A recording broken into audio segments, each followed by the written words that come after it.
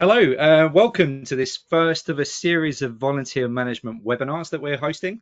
These webinars are designed to help you create more impactful volunteer programs. My name is Martin O'Neill. I'm the Global Head of Marketing at Rosterfy. And today I'm joined by Sam Bennett. Sam is a face that's probably well known within the NFP space and the mass sporting event world. He's worked closely with organisations such as the English Heritage, St John's Ambulance, and London Youth Games.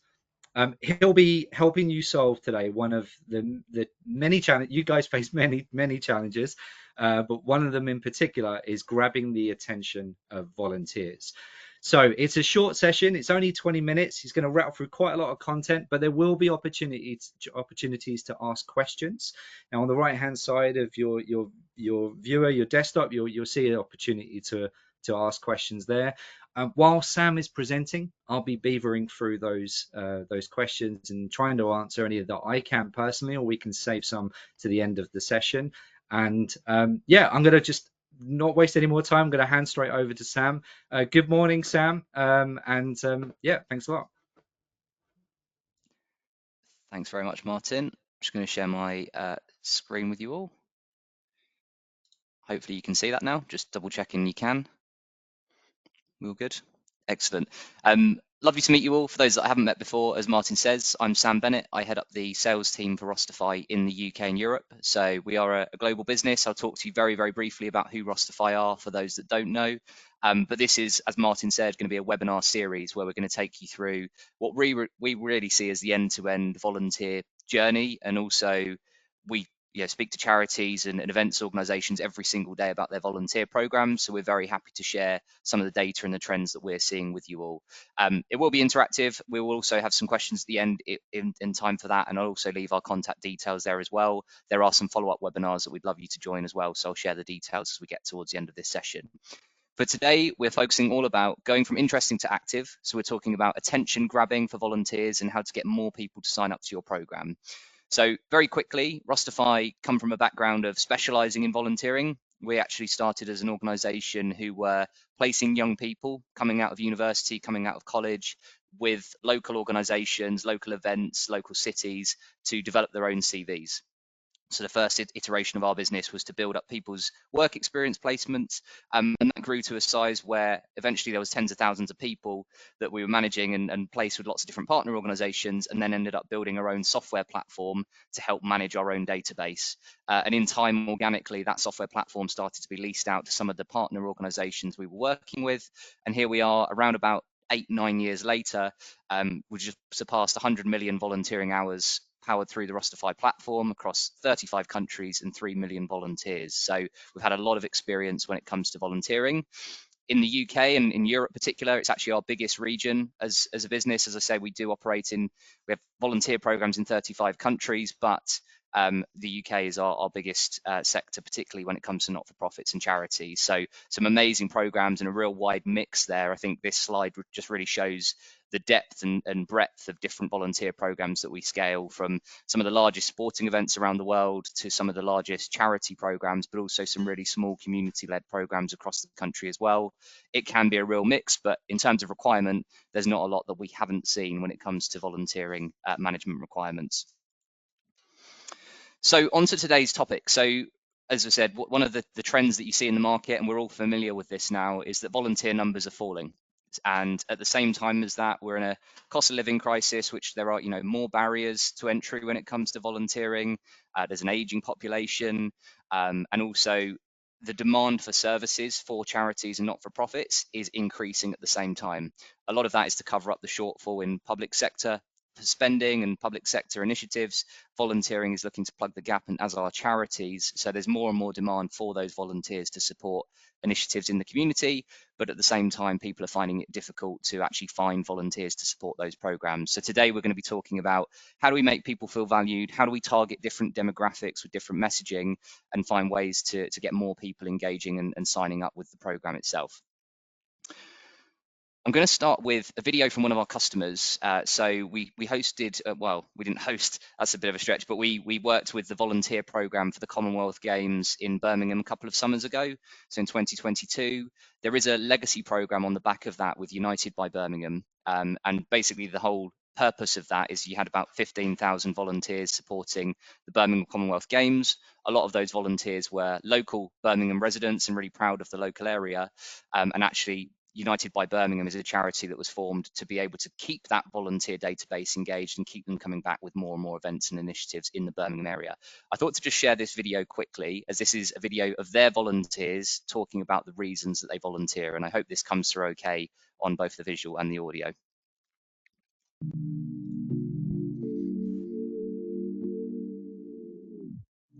I just wanted to give back. The experience has been absolutely fantastic. I've networked with different people. I can show you where it is. All the different skills that I've picked up in my role as well. You know, as an ex-teacher, I've been giving out some of my skills as well. For me, it's about giving back. I've enjoyed sport. It's about giving back to something that I've enjoyed. I started last year with the Commonwealth, and that was life-changing. It was so fun, and just the pride of being from Birmingham and having all these visitors to Birmingham, and just it made the city great. It put us on the map. Welcoming people, I think that's one of the favourite things. Seeing the smiles on people's faces. Something that's given me a lot of pleasure. But also, volunteering is about trying new things. A lot of people can learn new skills. It can actually forge maybe a new career path for someone. Once I got my t-shirt on, I just felt as if I was part of a massive team, and it gave me a sense of pride as well. It's really good. It's certainly satisfying because you give back to, whether it be to the local community here in Birmingham or to the events. I would say just go for it, because before you actually start, you're a bit like, why did I do this? Is it going to be any good? Like, every single time I've been somewhere, I've met amazing people, I've done amazing things, saw amazing things, and every time it's been absolutely invaluable experience. So just go for it.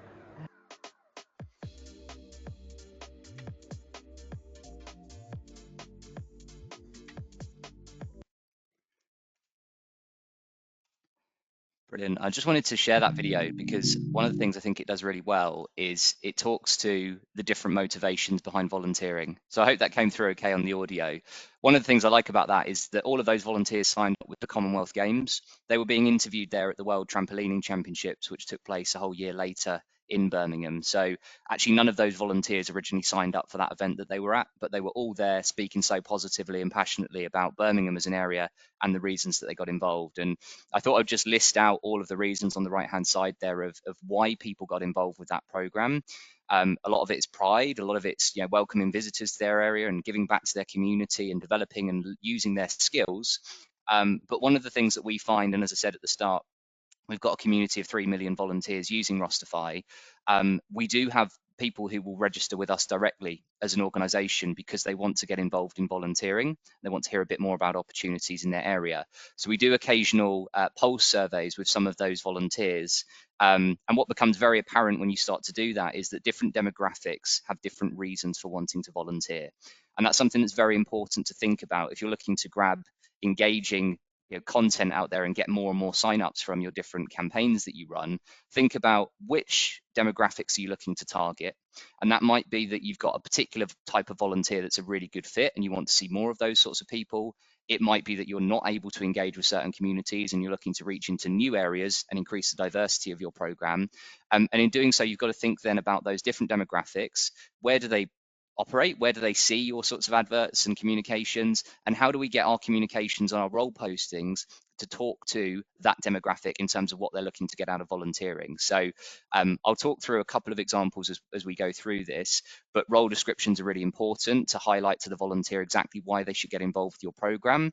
People that want to come and volunteer and have already got a connection with your charity are the easier ones. But if you want to reach into new markets and find more people, it's really going to advertise exactly what they're going to be getting out of your volunteering. So as an example, when we did our first kind of survey into that database that we had, we found that the younger volunteers, the Gen Z volunteers, the main reason for getting involved in volunteering was to develop their own skill set and CV. So if you were looking to post role adverts to that sort of demographic, think about where you're putting it. Is it social media channels? Is it at university fairs, college fairs? Is it at local sports centres? And then when you're posting those roles, think about how can we talk to some of those reasons that they want to get involved. So if it is developing their CV, how do we give them access to be able to learn some new skills? Is there a path with our program to go into paid employment? And if there isn't, is there a way that we can give those volunteers access to maybe a senior stakeholder within your charity as a bit of a peer-to-peer network? They learn from people who are experienced in their industry, or even having little workshops like writing CVs and those sorts of things. That can go a long way and show them how best to advertise their own volunteer experience with you.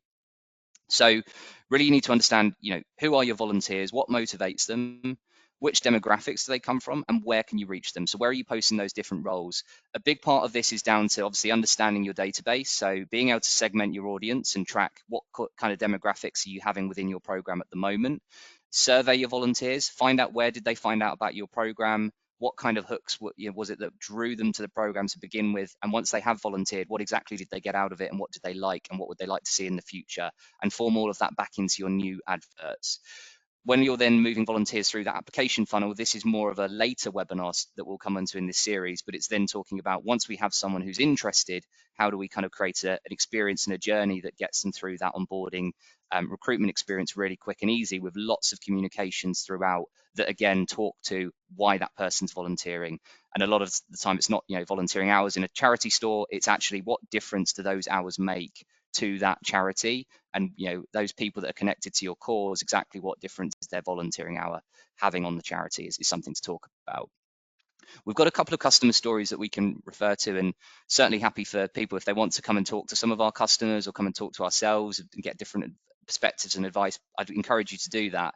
One of the organisations that we work with, who are UK-wide company, actually supporting with young apprenticeships. They help to bridge the digital skills gap across the country. They encourage young people and elderly people to come along to their courses to learn a bit more about technology and how to use some of the platforms that are used in everyday life. They have a bunch of ambassadors who go out around the country to encourage people to sign up for those apprenticeships. So they're very, very careful with where do they find those ambassadors. Typically, they will be young people, or they'll be people at community centres in their local area. And one thing they're really, really good at is creating adverts that talk to exactly why someone should get involved with their program. So you can see their portal on the right hand side there is really engaging. It's really clear exactly what steps someone needs to go through when they sign up. And the promoted events that you see there, those different roles that come up, they can be tailored to different audiences. So David and the team at QA could be pitching some roles at a certain audience and then a different set of roles to a different audience with different messaging. And again, they're able to do that because they know who their database are, and they're able to segment their database and pitch towards certain people. I also like this one here on the bottom left. They hold sessions like how to write and refresh your CV. So again, for young people that want to get involved in volunteering, help them with talking about their volunteering experience. How best do they advertise that to potential employers, but also universities in the future with their applications as well. One of the big things you'll have seen from Rosterfy this last week or two, we've gone and formally announced our mobile app, which has been in the work for some time. That will completely replicate the volunteer journey that we're seeing on the desktops. There's a lot more information to come about that, but this is a way as well for creating a new engaging experience for volunteers. When someone signs up, they've got a self-service portal, there's lots of touch points, but you can also within the Rosterfy app have the ability to promote your roles publicly as well. So that could be another recruitment source for you. You can actually, as I say, we've already got 3 million volunteers in the network, and that's growing all of the time. The idea is we're able to allow organisations that work with Rosterfy to promote their opportunities out to that network. Works particularly well when you have a cluster of charities and organisations in a certain area. So London's always a great hotbed. We've mentioned Birmingham and some of the other campaigns like Leeds and Plymouth and different city councils around the country that we support are plugging into that main database as well. So it could be a really exciting time to help scale out volunteering on a national level. So I wanted to talk to the wider kind of series that we have going on. So today's kind of been focused just on awareness and how we kind of track get people into the application funnel, and how do we make them more aware of what's going on. The other thing I'll just say on it is every single campaign that you launch, everything that you run when you're looking to create more volunteering opportunities does cost money. You're putting adverts out into different websites, you're using different sources, or you're paying team members to go out and reach out to people in the community. So you've got to think as well about not just which demographics are we targeting, and what kind of messaging are we going to them with, but also tracking where are applicants coming from, what are our most successful sources, and how do we channel our spend and our energy into the right areas so that we're taking advantage of the sources that are getting the most sign-ups. If you have any questions around any of that, please do reach out, because I'm happy to share some customer examples on that. We had a charity that I spoke to the other week where they were saying that they had one siloed team within their organization who went out to recruit for 100 volunteers that they needed for their event. They got 300 applicants. As soon as they'd got the 100 people they needed, they then closed down the applications, moved on, and almost left the other 200 on the shelf. So they spent money on an advertising campaign, putting postings out there, but actually that was just one siloed team. So one of the important aspects as well that I've not mentioned is joining up the organization. So if you do have a pocket of surplus volunteers in one area, how best can we connect them and deploy them potentially in other areas and show them where else in the program they can support? So that leads on to some of the future webinars that we're looking to run there around, once we pique someone's interest, how do we then get them through a really nice, easy recruitment and onboarding journey? How do we train them up and get them ready to help? But also one of the things that we really focus on in that volunteer journey is how do we make it really easy for them to go and help with other roles and multiple different events and roles within the organization. So one of the ways that Rosterfy can help with that is actually having different kind of volunteer journeys for your different roles, but it doesn't make you repeat steps that you've already done. So if I've completed 5 sign-up steps for one role with a charity already, and I apply for a new role, it might then trigger me to do the extra 1 or 2 steps needed for that new role, but it's not going to make me redo the training and the background checks and so on that I've already done. So that leads us on to kind of the rest of the series. We are trying to make these quite punchy and snappy and bite-sized, so they will be around different topics. So we do the very next webinar that we have coming up is in next week, and that's going to be introducing the Rosterfy mobile app in a bit more detail to our current customers, but also new volunteer programs that are interested in the service that we have. I will then be coming back to a bit more sort of educational type webinars. So that's where we're going to be talking about how do we save hours and engage volunteers efficiently, not spend too much time on admin, but actually free your team up from the admin so that you can then reach out proactively to people who need support. Later on in the series, we'll also be touching on things like reward and recognition, but also one of the most important things is around data connectivity. So we will have a webinar series coming up around how do we plug the volunteering effort and all of the management that's going on the volunteering side into the fundraising and donor database as well. And that's a very, very important thing, is these are all supporters of your organization. They don't necessarily have to be a volunteer or a fundraiser. They could both be doing a bit of both. And it's important that we make that easy for them and tie up the data. So as I say, quite a snappy and bite-sized session today, but I'll pause just to see if there's any questions at all. And if you did want to come and have a chat with us, feel free to reach out. There are questions, Sam.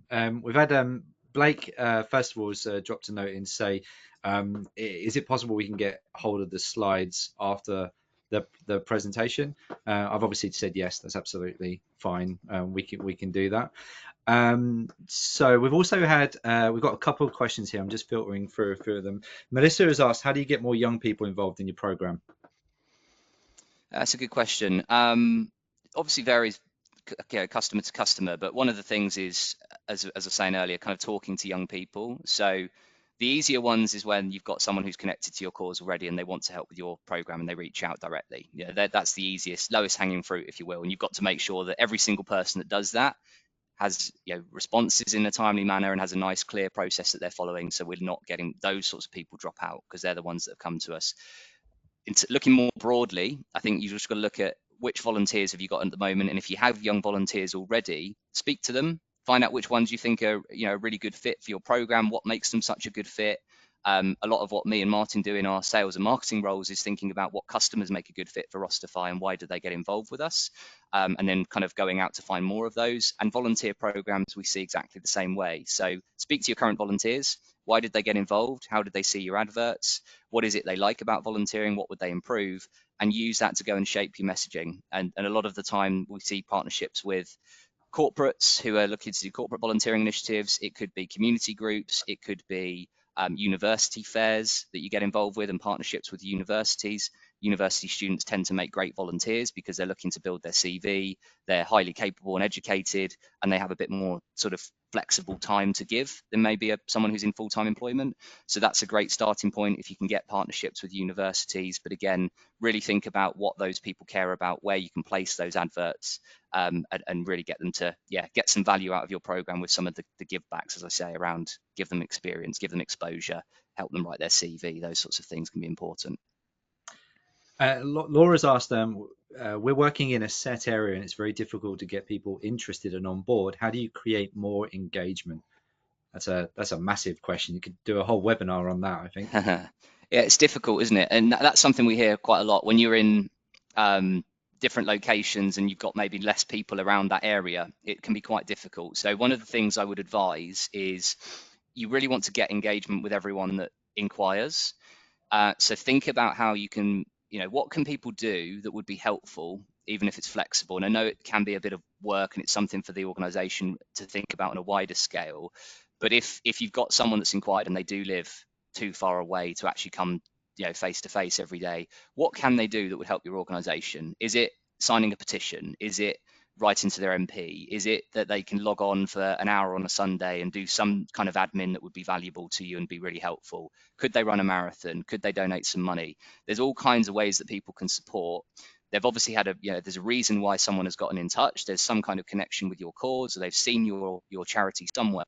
So just think about, instead of turning people away if they're not a fit, think about what is it that those people can do, because then what you find is people move around, people refer you to friends. That's a big source of volunteers, is referrals, and that was on the last webinar that we held.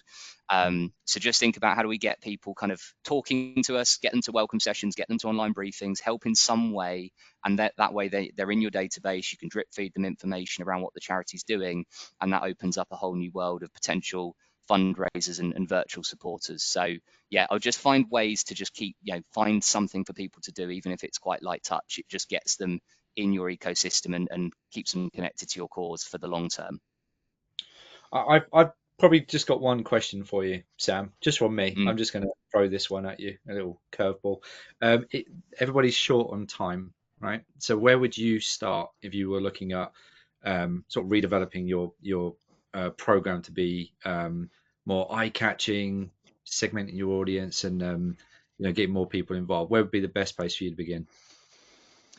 Difficult, isn't it? It's more of a broad question, but I think you've got to look at what you're currently doing. Just stop and pause and think about what you're currently doing at the moment. So, where are your volunteers coming from? Where are you advertising roles? How are you advertising those roles? Just pause and take a look at those. If you are advertising roles in multiple different places, try and have a think about, where have people come from? Have you had loads of people sign up through the website, but not through some of the posters and stuff we put out? Start to analyze some of those sorts of things, and then just take a look at your existing volunteers, and decide, which ones are making a really good fit, which ones do we want to keep engaging with, and really just go and understand, who are they, what are their motivations, and how do we find more of them? And ask the volunteers directly, how did you find us? What do you like about volunteering? Do you think any of your friends would want to volunteer? If you were me, where would you place these role applications to find more people like you? Put it in their shoes and just see what they say, because that could be really helpful with steering some of your future strategies. That would probably be my immediate thought. And the other thing, as I said earlier, was just really timely communications. That if you have someone that's come to you, they are, again, like the low-hanging fruit. They're the ones that there's a reason they've reached out to you. Don't let them drop off, and don't let them go without hearing from you for a couple of weeks. Try and get timely communications in as much as possible, even if there's not something that they can do to support you right now. It's important that you at least thank them and keep them informed of things that are coming up.